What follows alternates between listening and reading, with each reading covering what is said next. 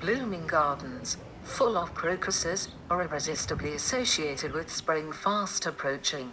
We are due in March and bees have started to work in the field. Particularly important part of work is the collection of pollen, whose stocks in the hives are over. Without this raw material, bees will not be able to raise the next generations of workers. The weather in March is very changeable. Occur strong winds, low temperature, sudden collapse weather, cause of mass killing foragers. Some colonies are weakening, others are abundant and are gradually replacing old, worn winter bees by a young generation. Blossoming early spring plants provide not only pollen, but also how we see in this film, nectar. Willow inflorescences are a very good source of this carbohydrate raw material, basically the first of the year.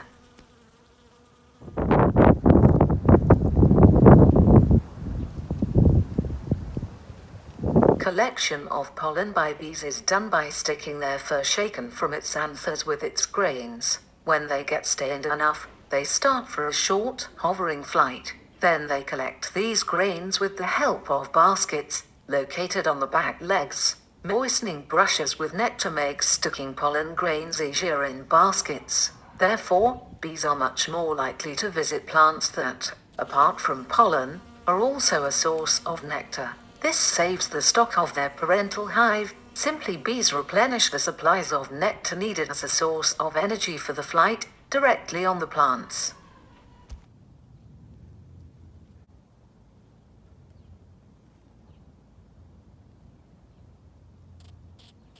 Let us go back over time for over a month. In mid-February, the bees made their first flight this year. One of the colonies was connected with another which lost its mother at the turn of January and February. The process of colony reunification ran very smoothly. It would seem that the bees have adopted the new queen as their own. After joining it, the mother even began to brooding. She had a large amount of supplies of pollen and syrup in the hive. A large group of workers was also present. However, 2 weeks later, on the day of the first flight, something happened and the bees surrounded the mother which had been adopted earlier.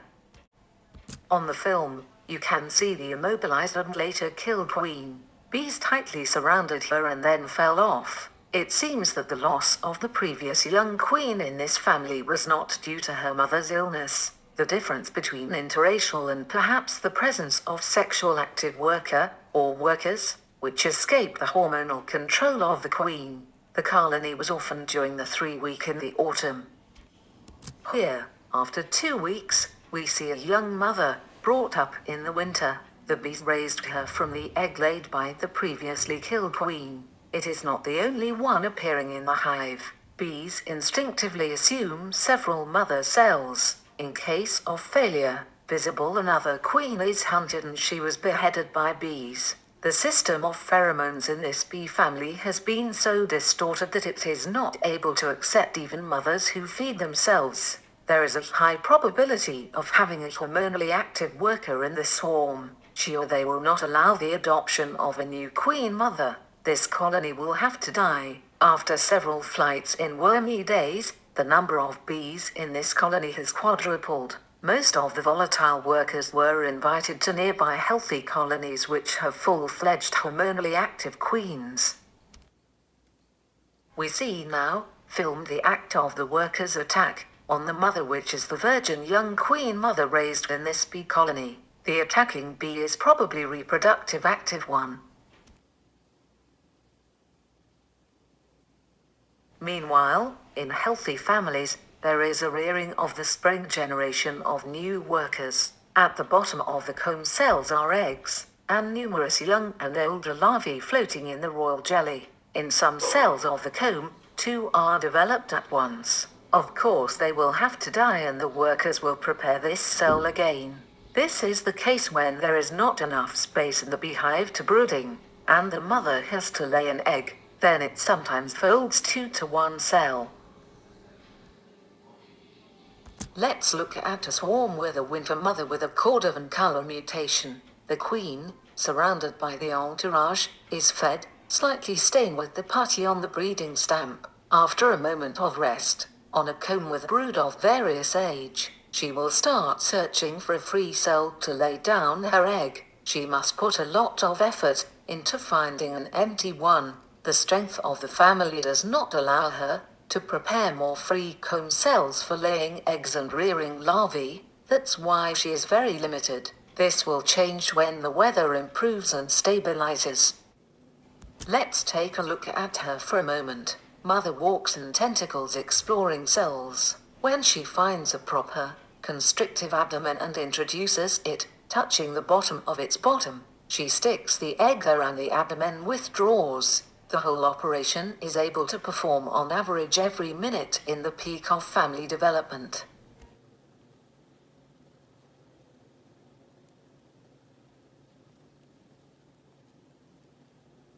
In close-up, the first collection of nectar is shown this year. The collection is very poor, but it strongly stimulates the colony to spring development. At the bottom of the cells, here is willow nectar. Now we see a comb with older larvae and pupae. Pupae are called close brood. The white fat older larvae are abundantly fed with pollen and nectar, which is why their surroundings and the fluid in which they are slightly submerged have a yellow shade. Bees carefully feed and heat this area of the nest. Chill is very dangerous. The larvae die at less than 32 degrees Celsius. Now we can see an orphan family, a week after the deaths of the young unfertilized mothers. Let's pay attention to the brood's appearance. The cells are mostly empty, but in a few % of them, the larva develops melted in the royal jelly. The large amount of royal jelly in cells with older larvae is especially eye-catching. A worker folding eggs, reproductive active, brood with not fertilized eggs. They grow as a grown larvae. Some of them die, but they all require feeding with royal jelly throughout the all-larval development. Hence a large amount of royal jelly in the cells and the so-called broken, empty brood, so larvae every few cells. The sexual active worker is very aggressive and kills every queen appearing, even the young one. By comparison, the bee comb in normal colony, with the developing young generation of bees, in the larval stage, is compact. Cells are occupied by eggs and larvae for a short circuit, that means one next to the other. In addition, on one area of the comb, the developing larvae are of similar age. The larvae are also stocked and swim in the royal jelly, but they are not as large as on a comb with drones, developing from eggs deposited by a sexual active and reproductive worker.